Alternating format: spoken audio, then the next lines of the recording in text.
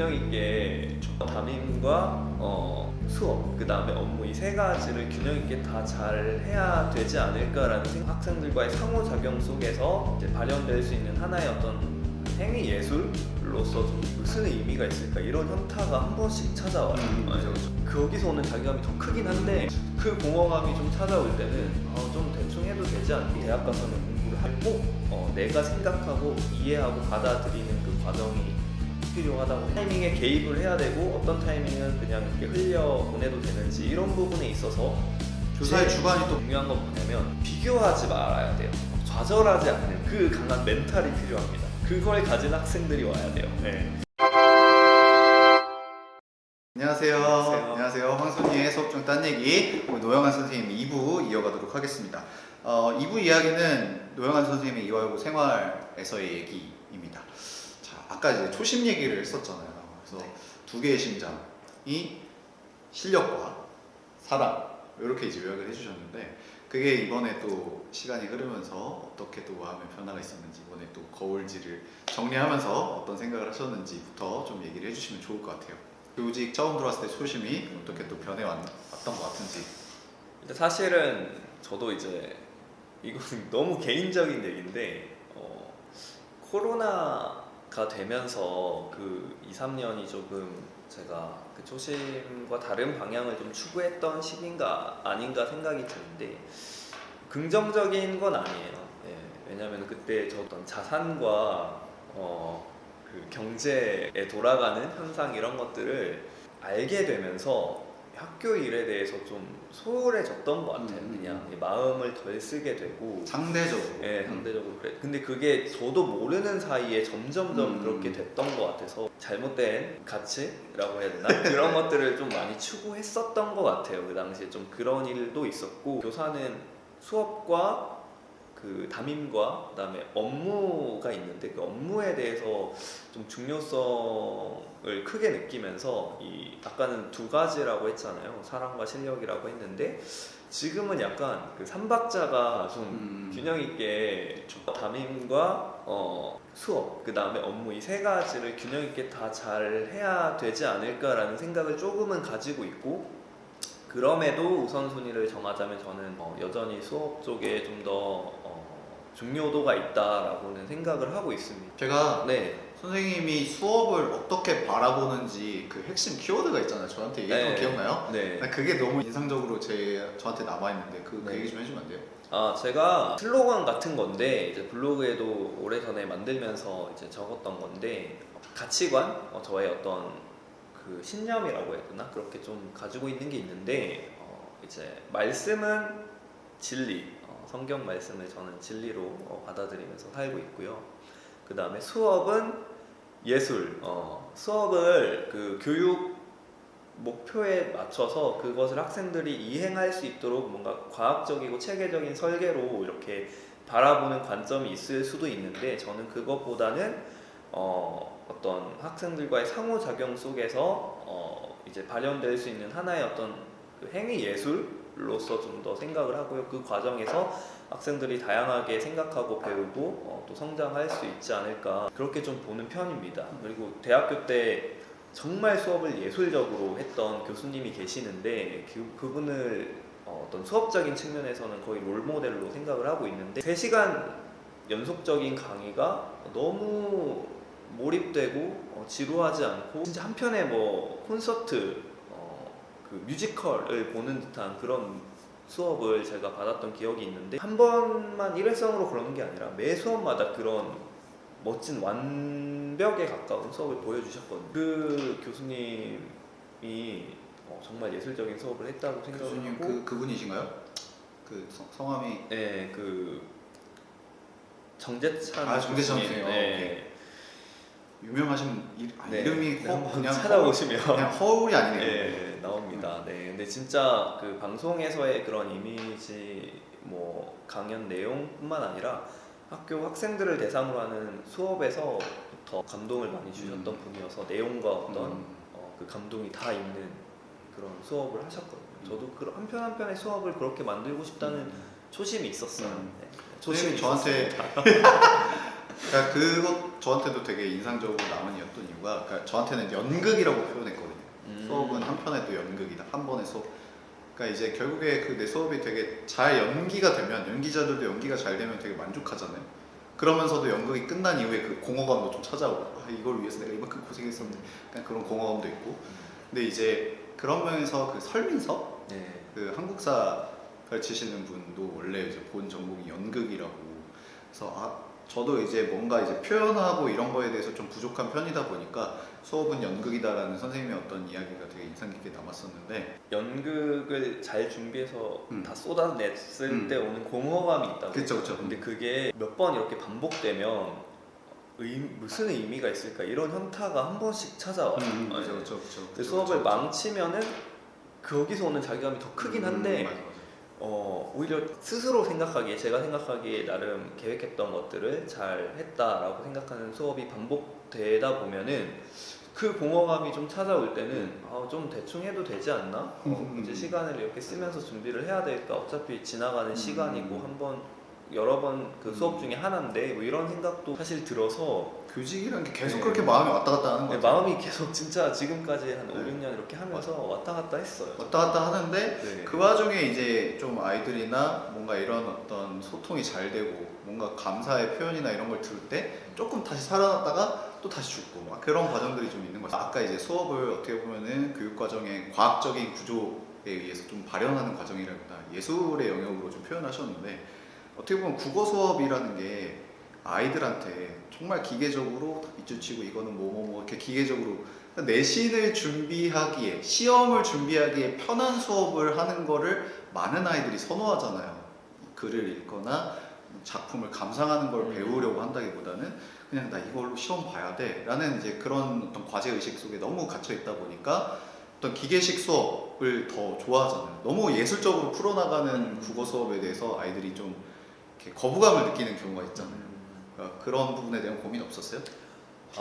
근데 저는 이제 균형이 중요하다고 생각을 하는데 기본적으로 전달을 해야 되는 내용을 체계적으로 잘 전달하는 것도 하나의 그 예술을 완성하는 데 있어서 반드시 필요한 부분이라고 지금은 생각하고 있고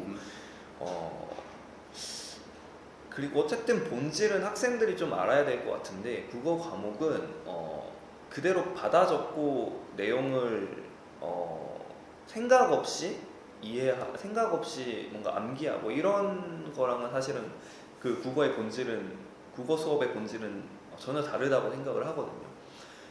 어떤 글이든 읽을 수 있는 그 역량, 독해력이라고 하잖아요. 그게 사실은 고등학교 국어 시간에 배워야 되는 핵심이라고 생각을 하고 문학이든 비문학이든 읽어낼 수 있는 힘 그리고 그 읽은 걸 바탕으로 내가 이제 이해를 해서 말이나 글로써 이제 표현할 수 있는 그 역량을 어떤 기본적인 방법에서부터 연습을 통해서 길러야 되는 그런 시간이라고 생각을 합니다. 그래서 사실 수능이라는 것도 그런 사고력을 사실은 물어보는 거고 이거를 잘했을 때 대학 갔을 때 정말 큰 힘이 됩니다. 어떤 여러분이 대학 가서는 공부를 하잖아요. 다양한 책을 읽고 정리해서 내가 나의 어떤 그 표현으로 이제 글이나 말로 표현을 하고 그 역량이 굉장히 중요한데 고등학교 국어 시간이 사실 그걸 기르는 시간이라고 생각을 해야 되고 그래서 선생님들도 어쨌든 내신 문제를 낼 때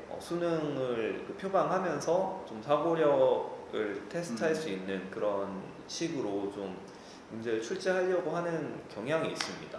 그런 지향점이 사실은 있고 그래서 공부할 때 항상 많이 선생님들이 필기를 해주시더라도 왜 그런 필기를 했는지를 꼭 내가 생각하고 이해하고 받아들이는 그 과정이 필요하다고 생각하고 스스로 혹은 뭐 글이나 문학 작품을 분석해보는 이해해보는 그런 과정들도 반드시 필요하다고 생각을 합니다. 어떻게 보면은 우리 삶과 가장 밀접한 역량을 배우는 교과라고 저는 생각하거든요. 내가 한평생 읽고 쓰고 다 할 텐데 말하고 할 텐데 그런 역량을 기르는 또 수업이라고 생각하고 또 이게 입시적으로 보더라도 학생부 종합전형에서는 학생의 역량이 또 학교생활 기록부에 어떻게 표현되냐 이런 것들이 중요하기 때문에 단순히 어떻게 뭐 밑줄치고 받아줬고 막 이런 거 이렇게 기계적으로 암기해서 그 암기한 걸 꺼내는 시험으로만 바라보고 물론 그것도 말씀하신 것처럼 핵심 내용은 필요하겠지만 국어 교과의 역량에 대해서 여러분들 같이 고민해 보시면 좋을 것 같습니다. 또 이어서 그러면 국어 교사로서 아이들에게 국어 공부와 관련한 어떤 좀 당부나 부탁이나 좀 해주고 싶은 말 엄청나게 많겠지만 지금 생각나는 거. 근데 핵심은 아까 얘기했던 것처럼 그 독해력을 기르는 게 좋은데 다양한 분야에 내가 좋아하든 싫어하든 뭐 문과 친구들은 과학 분야 혹은 이과 친구들은 인문사회 분야 이런 책들도 두루두루 좀 섭렵하면서 이렇게 독서를 좀 하는 걸 추천하고요. 그다음에 현실적으로 시간이 없기 때문에 입시적인 관점에서 봤을 때는 수능 기출 문제를 통해서 그 비문학 다양한 영역의 그 지문들 그리고 문학 특히 시나 소설 그리고 현대 고전 분야의 작품들을 다양하게 읽어낼 수 있는 연습을 하면서 독해력을 기르는 게 가장 효율적이라고 생각합니다. 그게 바탕이 돼야지 이제 수업 시간에 배우고 또 여러분이 꼼꼼하게 공부하는 그 내신 대비를 하는 교과서 그 공부도 그 역량 독해력을 바탕으로 했을 때 사실 어떤 결과로서 시험 결과로서 잘 될 것 같거든요. 그리고 실제적으로 그게 국어 공부하는 본질이고 그러니까 역량이 있으면 공부의 질적인 수준도 더 높아질 거고 속도도 빠르겠네요. 네, 그렇죠. 그런 그 본질적인 역량을 키우는 것을 목표로 해서 좀 준비하면 좋지 않을까. 그러면서도 이제 수능이라는 그 시험 적합한 공부를 효율적으로 또 하는 것도 필요하겠죠. 그러니까 어떻게 보면 그 역량이라는 거는 이제 가시적이지 않고 그게 그렇죠. 잠재적이기 때문에 아이들 입장에서는 좀 와닿기는 힘들어하겠지만 그런 노력도 좀 필요하다. 네. 이런 좀 말씀을 잘 해주셨습니다. 하나만 더 얘기하세요 여기서. 예를 들어서 그 역량 독해력이라고 했을 때 뭐 하나만 예를 들면 이제 시를 읽어낸다고 했을 때는 그 시가 뭔지를 알아야 돼. 뭔지 알고 그렇기 때문에 시는 이렇게 읽어야 된다. 이걸 찾아내는 게 핵심이다. 내용 주제 파악의 핵심이다. 이런 것들을 알고 이제 읽어내야 되고 그리고 이제 효율적인 공부라고 했을 때 그 기출 문제 뭐 한 5개년 이렇게 보면은 뭐 그냥 6월, 9월, 11월만 해도 사실 3 곱하기 5 하면 15개잖아요. 현대시는 15개 기출 문제가 있는 거잖아요. 그것만 해도 그거를 혼자서 분석해보고 문제 풀어보고 선지 모르는 거 개념 다 찾아서 공부하면 그렇게 하면은 사실 그 현대시 읽기 역량이라는 게 길러질 수 있겠죠. 보이지 않지만 그런 식으로 하나씩 도장 깨기 하듯이 공부하는 것도 추천합니다. 선생님 그러면 선생님도 저도 평가원 문제가 교육청 기출 문제에 비해서 좋다고 생각하는 편인데 선생님도 그런 거예요? 이 시험을 이제 준비해본 입장으로서 수능은 무조건 평가원 기출이 1번 최고의 퀄리티 문제 그 다음에 뭐 임용시험도 마찬가지입니다. 무조건 기출 문제 무조건 그런 시험은 기출 문제에서부터 시작해서 기출 문제로 끝난다. 수능 출제가 이제 교육청이 아니라 평가원이니까 그렇게 말씀해 주신 거고 교육청도 물론 교육청도 좋죠. 좋은데 이제 우선순위가 평가원에 있다. 저도 그렇게 생각하는 편이에요. 수학과도. 자 그러면 이제 국어 선생님으로서의 말씀해 주셨는데 그럼 이제 담임 교사도 꽤 오래 몇 년 하셨잖아요. 19년도부터 20년도에 2학년 담임을 하고 이제 1학년으로 넘어와서 계속 1학년을 하고 있거든요. 이게 뭔가 상황상 그렇게 하고 있는데 저는 사실 1학년을 계속 하면서 1학년이 좋아요, 되게. 좋아요? 네, 진짜 제가 어쨌든 뭔가 3학년을 해봐야 더 그렇죠. 더 느낄 수 있을 텐데 어쨌건. 일단은 되게 좋습니다. 왜냐면 학생들이 처음 와서 모르는 것도 잘 많고 제가 뭔가 이렇게 도와줄 수 있는 부분들이 그래도 많은 것 같아서 그런 부분이 저는 재밌다고 생각을 하고 이 담임을 하면서 느낀 게 처음에도 얘기했지만 교사로서 수업을 되게 크게 생각했어요. 담임 일과 업무는 되게 작게 생각을 하시는 그냥 기본적인 마음 세팅이 그랬어요. 근데 사실 담임에 대한 중요성을 이것도 계기가 있는데 그 옆에 이제 동료 선생님이 좀 이삭 선생님을 보면서 많이 저는 생각을 하게 됐거든요. 실제적으로 이삭 선생님이 체육 교과에 대해서도 굉장히 신경을 많이 쓰시지만 담임을 위해서 난 교사를 한다라는 얘기를 들었을 때 담임이 그렇게 중요한 건가? 라는 생각이 그때 사실 좀 처음 해보게 됐던 것 같아요. 저도 고등학교 때 담임 선생님이랑 상담이라는 것도 한 번도 해본 적이 없던 것 같고 우리 때는 그랬지. 네. 지금도 뭐 이화여고에서 되게 잘해주는 거지. 근데 저도 상담이라는 걸 고등학교 때 한 번도 아, 진짜 해본 적이 없어. 담임 선생님이랑 얘기해 본 적이 없어. 어. 혼나러 가는 거지 교무실은. 네. 되게 아무튼 이제 담임 교사에 대해서 많이 네. 좀.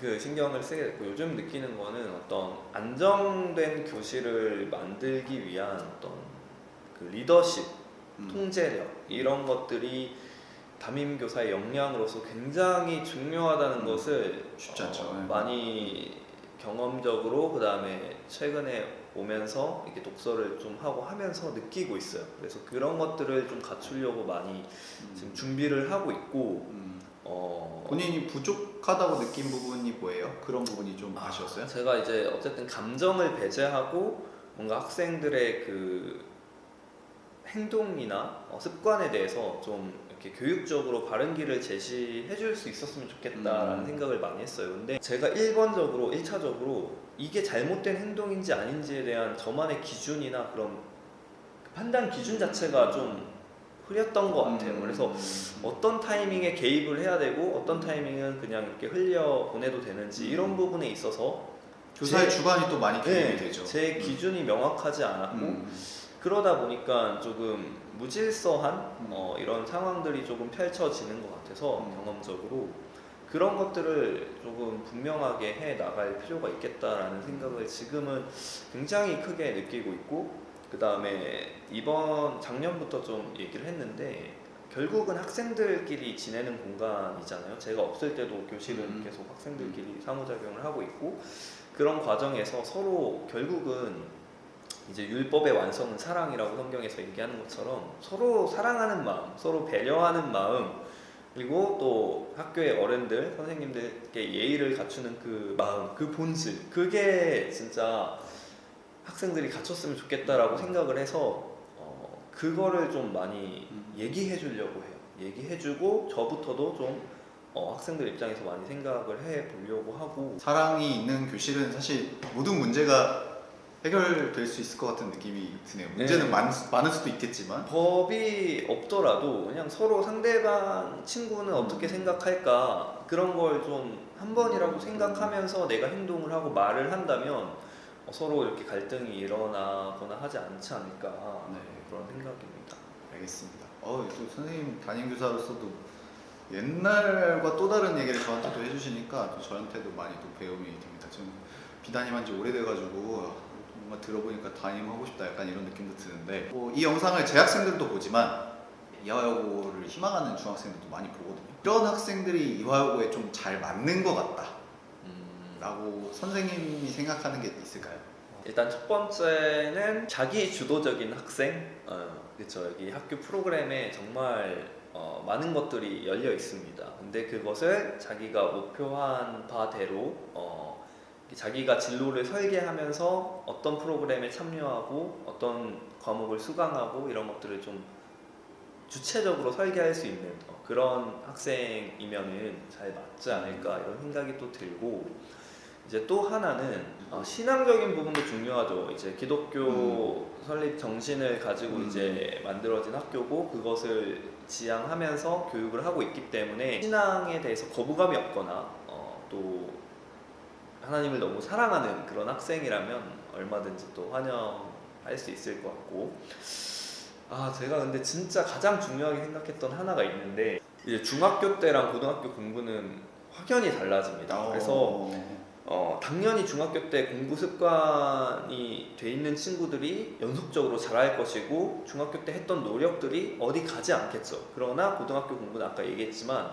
어떤 암기보다는 그 사고력, 어떤 역량 중심이기 때문에 그거를 또 기르는 거는 중학교 때 암기 위주로 공부했던 거랑 되게 다를 수 있거든요. 그렇기 때문에 새로운 판이 열린다고 생각을 해야 되는데 그래서 어떤 일들이 많이 있냐면 1학년 담임을 많이 하면서 느끼는 건데 중학교 때 잘했는데 고등학교 와서 성적이 안 나오는 경우가 굉장히 많습니다. 네, 굉장히 많아요.